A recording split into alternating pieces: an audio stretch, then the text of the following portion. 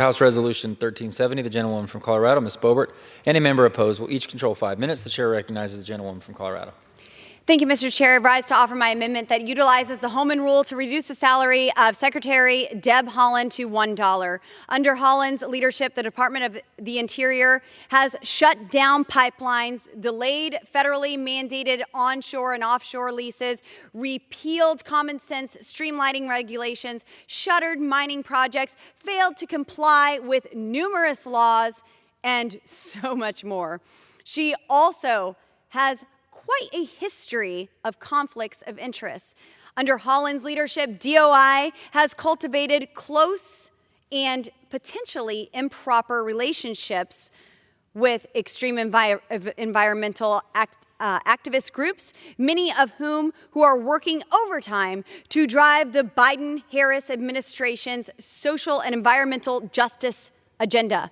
Her daughter is a member of the Pueblo Action Alliance, which opposes all oil and gas production on federal lands, advocates for the dismantling of America's economic and political system, and believes America is irredeemable because there is no, quote, opportunity to reform a system that isn't founded on good morals or values, end quote. Haaland's daughter even engaged in a violent protest with 100 or more protesters breaking through police barriers and trying to get into the Department of the Interior's building. She just want to hug her mom? Or was this a real act of violence with intent?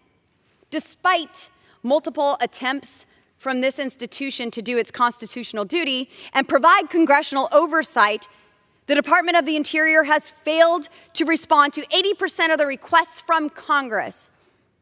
I would be remiss to not mention Haaland's all-out war on American energy production, from canceling the Keystone XL pipeline on day one, imposing new rules to block pipeline projects, canceling oil and gas leases on millions of acres in Alaska and the Gulf of Mexico, suspending oil drilling leases in a small sliver of Anwar, even though Congress passed a law for this very purpose, imposing a moratorium on new federal oil and gas leases through federal lands, failing to meet the statutory deadlines for quarterly lease sales, and taking countless of other anti-energy measures that have contributed to gas prices and inflation reaching record levels.